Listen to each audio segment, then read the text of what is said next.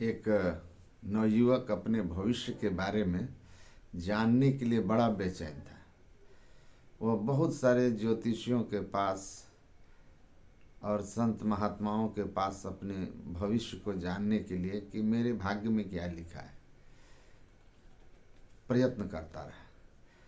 एक बार वो एक बड़े ही ज्ञानी ध्यानी और प्रसिद्ध महात्मा के पास पहुंचा। जाकर बड़ी ही उनसे अनुनय विनय किया, मिन्नतें किया कि महाराज मैं भविष्य में क्या बनूंगा, मेरे भाग्य में क्या लिखा है, मेरे लिए ईश्वर ने क्या तय किया है। भाग्यवादी था। महात्मा जी ने कहा कि भरोसा है मुझ पर। कहाँ महाराज, आपकी बड़ी प्रसिद्धि, बड़ी कीर्ति है और आपकी भविष्यवाणी फेल नहीं होती, कभी फेल नहीं होती है, तो मैं आप पर बहुत विश्वास करता हूँ, श्रद्धा रखता हूँ, तो कृपया कर मुझे बता दीजिए कि मेरे भविष्य में क्या है। उन्होंने कहा कि देखो, मेरे पास एक चमत्कारी कछुआ है। मैं धरती पर दो वृत्त उन्होंने बनाया, एक काला कलर का और एक सफ़ेद कलर का, और कहा कि जो अगर कछुआ चलता हुआ ब्लैक वृत्त के ऊपर से गुजरा तो तुम्हारा भविष्य समझ जाना कि अंधकारमय है, कुछ भी अच्छा नहीं है, अब बहुत संघर्ष होगा। लेकिन अगर यह सफ़ेद कलर के वृत्त से गुजरा तो तुम्हारा भविष्य उज्जवल होगा, जीवन सुखमय होगा और जीवन में तुम्हारे बहुत अच्छा होगा। बड़ा प्रसन्न होकर के वह बैठ गया। महात्मा जी ने उस कछुए को लाया और ला करके वृत्त से 1 मीटर की दूरी पे छोड़ दिया। दोनों थोड़े आसपास ही थे, एक समान दूरी पर, समानांतर। कछुआ धीरे धीरे चलना प्रारंभ किया।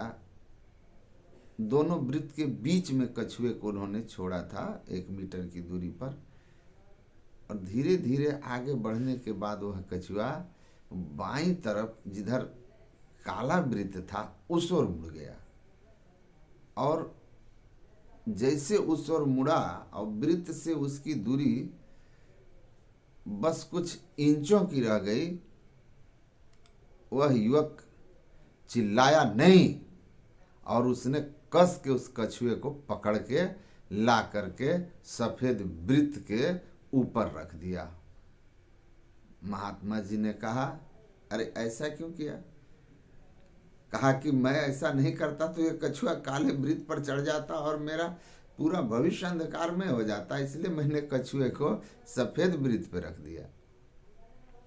महात्मा जी ने कहा, बेटा,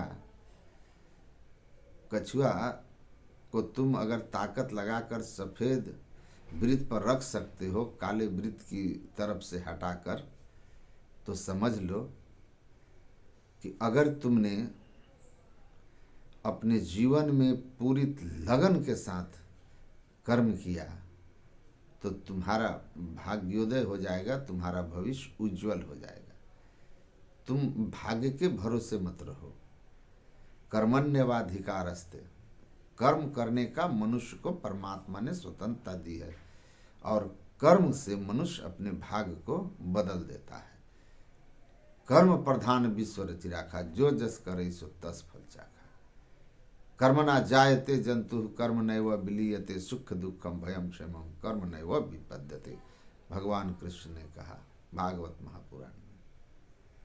कर्म से उत्तम और नीच स्थिति को हम प्राप्त होते हैं, स्वर्ग नरक को प्राप्त होते हैं, ऊंच नीच योनियों को प्राप्त करते हैं, जीवन में ऊंचाई और दुर्गति को प्राप्त करते हैं। इसलिए भाग्य के भरोसे मत रहो।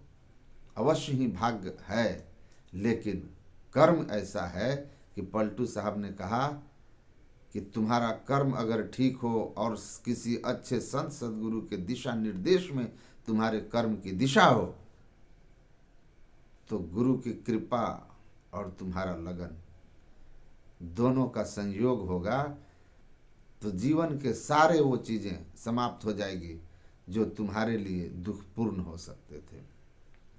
कांटों फंदा कर्म का जो कोई मेरा हो, उलट लिखूं तिह भाल में मेट सके न कोई। इसीलिए संतों की सदयुक्ति है, शास्त्रों की युक्ति है कि आप कर्म पथ को संत महापुरुषों और धर्मशास्त्रों के अनुकूल बनाइए। जे ही मार्ग श्रुति साध लखावे, तेही मग चलत सबे सुख पाए।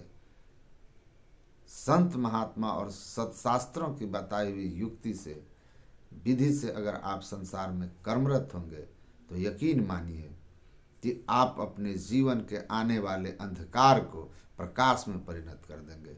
सबसे बड़ा चीज कर्म है, इसलिए कर्म पर हमेशा ध्यान दीजिए और कर्म पर हमेशा ख्याल रखिए कि ऐसा कुछ न हो जिससे हमारा भविष्य खराब हो जाए।